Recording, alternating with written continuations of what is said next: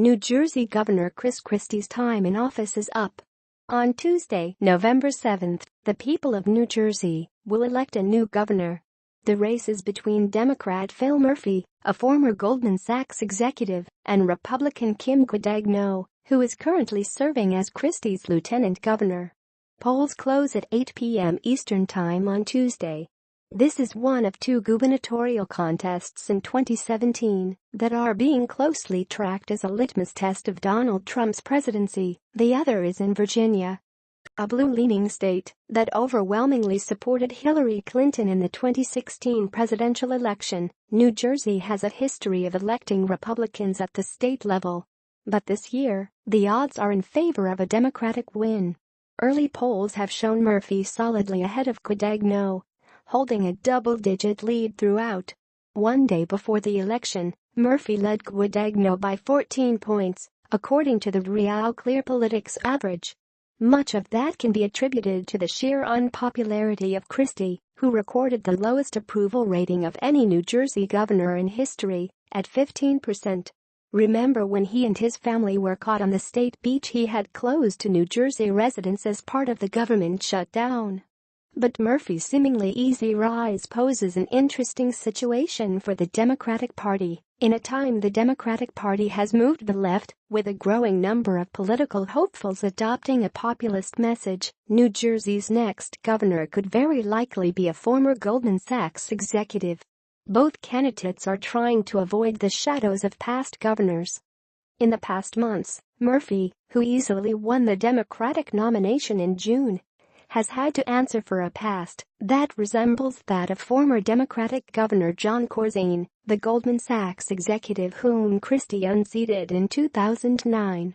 It's opened an easy line of attack against Murphy, who has been running on a progressive platform, including raising taxes on the wealthy and corporations. On the campaign trail, Guadagno has called him the Goldman Sachs millionaire and tied him to Corzine.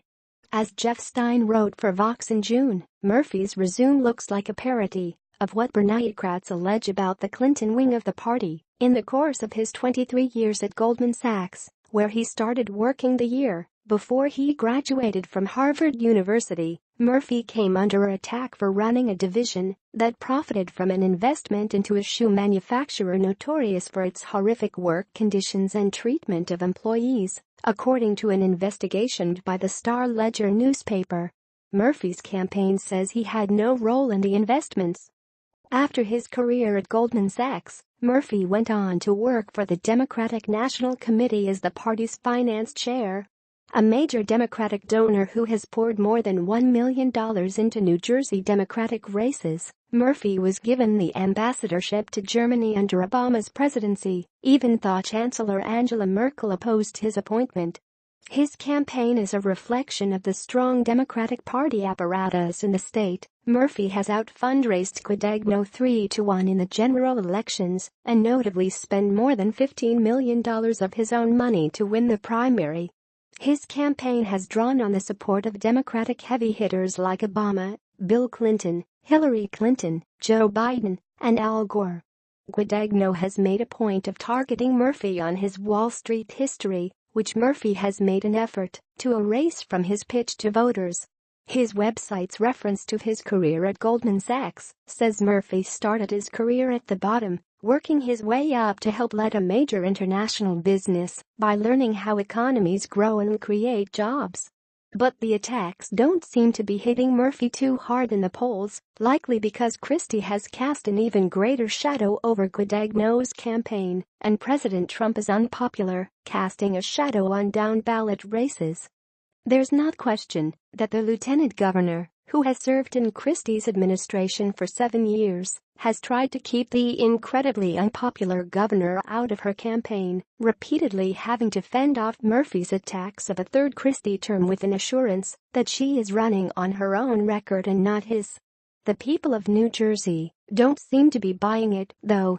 If Murphy wins this race, it will be show of just how toxic Christie's governorship, and perhaps even Donald Trump's presidency, became in the Garden State.